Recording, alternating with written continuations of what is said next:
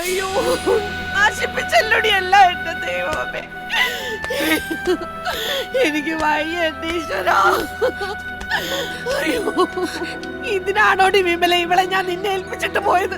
ദൈവമേ, അയ്യോ, എനിക്ക് ജീവിക്കണം. നീ ഇങ്ങനെ നെഞ്ചത്തടിക്കല്ലേ. ഒന്നാമത് ഹാർട്ടിന് സുഖം ഇല്ലാത്തതാ. ഇല്ലാത്ത കുഴപ്പം നീ ഉണ്ടാക്കല്ലേ. അതെ, ആവശ്യമില്ലാത്ത ഓരോന്ന് നീ ചെയ്ത് കൂട്ടുമ്പോഴേ വയ്യാത്ത തള്ളയുടെ കാര്യം കൂടി ആലോചിക്കണം. ദൈവമേ, നീ ഇങ്ങനെ കരയല്ലേ. അയ്യോ, നീ ഇങ്ങനെ കിടന്ന് തൊള്ള തുറക്കാതെ. അറിയാത്തവരെ കൂടെ അറിയിക്കാനാ കെട്ടിച്ചു വിടേണ്ട പെണ്ണാ. ഇനി കരയിൽ അറിയാത്തവരായിട്ട് ആരടി ഉള്ളത്? തലയെ വെച്ച പേന എനിക്ക് താഴെ വെച്ച ഉറുമ്പരിക്കുന്നത് വെച്ച് വളർത്തിയല്ലേ ഞാൻ ഈ ഭൂദേവിയെ. അയ്യോ എന്റെ ദൈവമേ, ഇനി നീ മിണ്ടി പോവരുത്. എന്തായാലും നീ ചെയ്തത് ശരിയായില്ല. നിന്റെ അപ്പൻ ചത്ത് കാലം എത്രയായിട്ടും നാട്ടുകാരെ കൊണ്ടൊരു മോശം വാക്ക് പറയിച്ചിട്ടില്ല ഇവള്. ഇപ്പോഴും അമ്പലപ്പറമ്പ് നിറങ്ങി നാടകം കളിച്ചിട്ട് വരുവാ നിന്നെ വളർത്താൻ. വന്നു കേറുമ്പോ ഇങ്ങനൊക്കെ കേട്ടാലേ ആർക്കായാലും ദണ്ണം വരും. പറഞ്ഞു കൊടുക്കണേ അങ്ങോട്ട്. ഈ ഭൂദേവിയുടെ തലയ്ക്കകത്ത് മുഴുവൻ ചെളിയാ. കഴിഞ്ഞത് കഴിഞ്ഞു. ഇനി അവനുമായിട്ട് ഒരു ബന്ധം ഉണ്ടാകില്ല. നീ എങ്ങനെയെന്ന് പറഞ്ഞേക്ക്.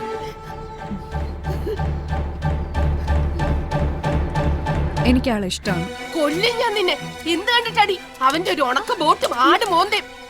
അവന്റെ കൂടെ പൊറുക്കാന്നുള്ള പൂതി നിനക്ക് വേണ്ട. എന്റെ കൊക്കിന് ജീവൻ ഉണ്ടെങ്കിൽ ഞാൻ നിന്നെ സമ്മതിക്കത്തില്ല. ഗൾഫിൽ പോയി വന്നിട്ട് വേലയും കൂലിയുള്ള ഒരുത്തനെ കൊണ്ട് അന്തസ്സായിട്ട് ഞാൻ നിന്നെ കെട്ടിച്ചു വിടും. ഞാൻ ഗൾഫിൽ പോകുന്നില്ല. അയ്യോ വിമല, അയ്യോ ദൈവമേ, എടി ജയേ, ഇത്തിരി വെള്ളം ഇങ്ങോട്ട് എടുക്കടി. ദൈവമേ, നീ ഒന്ന് കണ്ണു തുറന്നേ. ദൈവമേ, കയ്യിന്ന് പോയല്ലോടി വിമലെ. നീ ഒന്ന് അടങ്ങ്. എന്തെങ്കിലും ഒരു വഴി ഉണ്ടാക്കാം. കിടന്നേ, അവളിപ്പോ വെള്ളമായിട്ട് വരും. അമ്മ വലിയ പുകില. ഗൾഫിൽ പോകത്തില്ലെന്ന് ഞാൻ പറഞ്ഞിട്ടുണ്ട്. ഇനിയെല്ലാം നിങ്ങളുടെ കയ്യില. വിളിക്കണേ.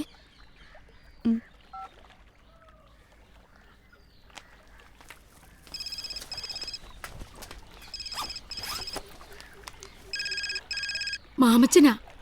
ആ എണ്ണം കെട്ടവൻ ഒക്കത്തിന് കാരണം. ഇങ്ങോട്ട് തന്നെ അവനെ ഞാൻ ഇന്ന്. ഹലോ, ആണോ? ശരി, ഞാൻ ഇപ്പൊ വരാം. ജയയുടെ വിസയുടെ കാര്യം ശരിയായിരുന്നു. ഓഫീസിലോട്ട് ചെല്ലാൻ. അവള് പറഞ്ഞൊന്നും നീ കാര്യാക്കണ്ട.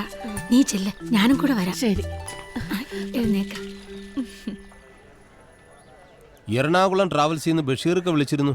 ഈ മാസം അവസാനത്തോടു കൂടി പോവാം. അതുകൊണ്ടേ കാശ് റെഡിയാക്കി വെക്കണം. വീടും പറമ്പും വിൽക്കണം.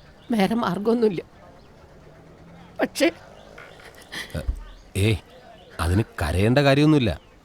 നിങ്ങളുടെ വസ്തു വിൽക്കുന്ന കാര്യം ഞാൻ ഏറ്റു. അതല്ല, ജയ് ഇപ്പൊ ഗൾഫിൽ പോകുന്നില്ലെന്നാ പറയുന്നേ. അതെങ്ങനെ ശരിയാവും? ഇന്റർവ്യൂവും കഴിഞ്ഞ് അഡ്വാൻസും കൊടുത്തിട്ട് പോകുന്നില്ലെന്നു. അത് നടക്കില്ല. എല്ലാത്തിനും കാരണം ആ ചക്കക്കുരു ഒറ്റ ഒരുത്തന. കുടുംബം കലക്കി അവനെന്റെ കൈ കിട്ടിയാലുണ്ടല്ലോ, അവൻ എന്റെ മോക്ക് എന്തോ കൂടോത്രം ചെയ്തതാ. ജയശ്രീയുടെ പ്രായത്തിലുള്ള പെമ്പിള്ളാർക്ക് ആണുങ്ങൾ ചെയ്യുന്ന കൂടോത്രത്തിന്റെ പേരാണ് പ്രേമം. ഇപ്പോൾ അവൻ പറഞ്ഞാൽ അവൾ ഒളിച്ചോടും, പ്രസവിക്കും, വേണ്ടി വന്നാൽ രേവമ്മയെ വരെ ഉപേക്ഷിക്കും. ഉറപ്പാ. കൗമാരകാലേ കാമുക വചനം എന്ന് വെച്ചാലേ കൗമാരത്തില് കാമുകൻ പറയുന്നതേ കേൾക്കൂ. പുരാണത്തിൽ വരെ പറഞ്ഞിട്ടുണ്ട്. ഇപ്പോൾ നമ്മൾ തന്ത്രപരമായി നീങ്ങേണ്ട സമയം. മുള്ളിനെ മുള്ളുകൊണ്ടെടുക്കുക എന്ന് കേട്ടിട്ടില്ലേ? ഗൾഫിൽ പോകണമെന്ന് ഗോപനെ കൊണ്ട് പറയിപ്പിക്കുക. ഗോപൻ പറഞ്ഞാൽ അവള് പോകും. കണ്ണകന്നാൽ മനസ്സകന്നു. ഗൾഫിൽ പോയി കഴിഞ്ഞാൽ അവൾ അവനെ മറക്കും. ഉറപ്പല്ലേ? അതെങ്ങനെയാ? അവക്ക് പ്രേമ അസ്ഥിക്ക് പിടിച്ചേക്കുമല്ലേ? അസ്ഥിയെല്ലാം മഞ്ഞുരുകുന്നത് പോലെ ഉരുകും. അവള് പോകുന്നതേ ദുബായിലേക്കാ. ഈ കുട്ടനാട്ടിൽ ഇവനെ പോലത്തെ ഒരു പീസേ ഉള്ളൂ. പക്ഷെ ദുബായിലോ ബെൻസ് കാറും കാഡ്ലിയാക്കും ഓടിച്ചു നടക്കുന്ന ഇവനെ പോലത്തെ ഒരുപാട് പീസുകളുണ്ട്. അവരെയൊക്കെ കണ്ടു കഴിയുമ്പോൾ ഇവിടെ ഈ ഓഞ്ഞ വള്ളവും തുഴഞ്ഞു നടക്കുന്ന ഇവനെ അവള് മറക്കും. എന്നാ ചെല്ല, ഗോപൻ ബോട്ടിനകത്തുണ്ട്. അവനോട് ചെന്ന് ഇങ്ങനെ പറയണം: എടാ ഗോപ, നീ എങ്ങനെയെങ്കിലും ജയശ്രീ നിർബന്ധിച്ച് ഗൾഫിലേക്ക് അയക്കണം. അവള് പോയി വന്നാലുടൻ നിങ്ങളുടെ കല്യാണം ഞാൻ നടത്തി തരും. അതിലവൻ വീഴും. പോകുന്നത് വരെ അവര് പ്രണയിച്ച് നടക്കട്ടെ. ചേച്ചി ഒന്ന് കണ്ണടച്ചു കൊടുത്തേക്കണം. അല്ലേ വിമലേച്ചി? അതെ. ഞാൻ കണ്ണടയ്ക്കുമ്പോ അവൻ വല്ല കുരുത്തക്കേടും കാണിച്ചാലോ? തീ പിടിച്ചു നിൽക്കണ പ്രായോ. അവനെ നല്ല അന്തസ്സുള്ള ചെറുപ്പക്കാരനാ. അവന് തീ പിടിക്കില്ല. ഇനി അഥവാ അവൾക്ക് തീ പിടിച്ചാൽ അവൻ വെള്ളം കോരി ഒഴിച്ച് കിടത്തിക്കോളും. ചെല്ലി രേവമ്മ, എങ്ങനെയെങ്കിലും അവനൊന്ന് വളച്ചെടുക്ക്. പിന്നെ അവിടെ ചെന്നിട്ട് നന്നായിട്ട് അഭിനയിക്കണം. എന്ത്? All the best. വാ ഗോപ. ആ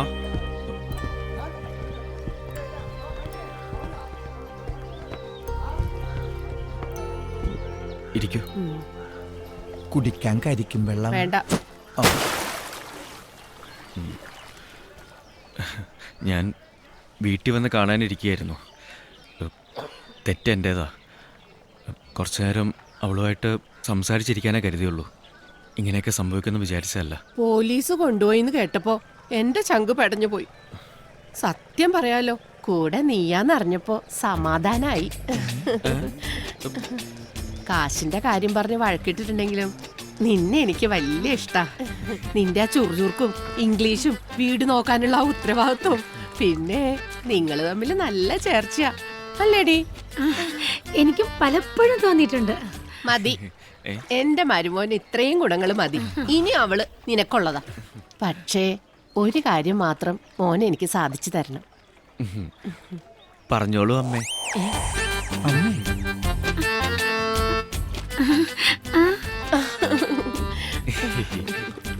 അവളെ കല്യാണം കഴിച്ചു വിടുന്നതിന് മുമ്പ് അവള് സ്വന്തം കാലിൽ നിൽക്കണം, 10 കാശുണ്ടാക്കണം, ഒരു വീട് വയ്ക്കണം എന്നൊക്കെ എന്റെ ഒരേ ഒരു ആഗ്രഹ. അതാ ഞാൻ അവളെ ഗൾഫിൽ വിടാന്ന് വെച്ചത്. ഒരു 5 കൊല്ലം അവൾ അവിടെ ജോലി നോക്കിയിട്ട് വന്ന പിറ്റേ ദിവസം നിന്റെ കയ്യിൽ ഞാൻ അവളെ ഏൽപ്പിച്ചു തരും. ഇപ്പൊ അവൾ അതിന് പോണില്ലെന്നാ പറയുന്നത്. അതൊക്കെ ഞാൻ ഏറ്റു. അവളെ ഞാൻ പറഞ്ഞ് സമ്മതിപ്പിച്ചോളാം അല്ലേ? പിന്നെ അമ്മ ധൈര്യമായിട്ട് ചെല്ല്. ശരി മോനെ. ശരി അമ്മേ. സൂക്ഷിച്ച്. വരട്ടെ. ഓ ആയിക്കോട്ടെ.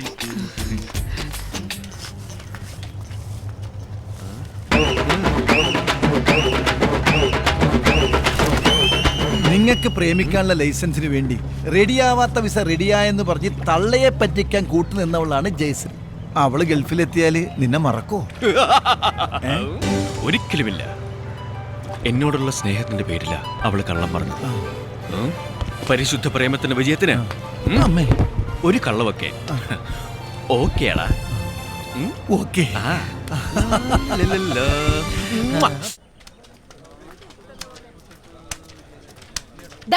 നിക്കടാ അവിടെ. എന്റെ മോളെ പോലീസുകാർ കൊണ്ടുപോയപ്പോ നിന്റെ ഒക്കെ നെഞ്ചത്തെ വെള്ളം ഇറങ്ങി അല്ലടാ. എടിപൊടി എന്നൊക്കെ വിളിച്ചാലുണ്ടല്ലോ നിന്റെ ഒക്കെ വായില് പല്ലി ഞാൻ അടിച്ചു നിർപ്പിക്കും. കൊണ്ട് എഴുന്നള്ളിച്ചോണ്ട് നടന്നോടാ ഒരു പകൽമാന്യൻ പെണ്ണുപിടിയൻ. നീയൊക്കെ അനുഭവിക്കാൻ പോണേ ഉള്ളൂ. ഞാനാടാ പറയുന്നേ, നശിച്ച് നാറാണ കല്ല് കാണും. ഇല്ലാതെ പറഞ്ഞു.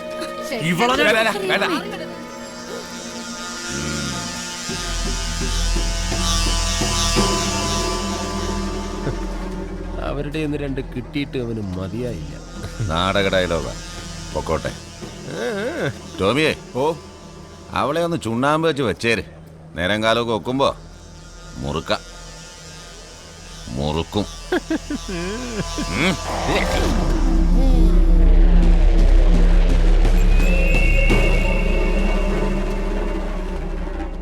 എണ്ണപ്പലഹാരം ഇഷ്ടമാണ്.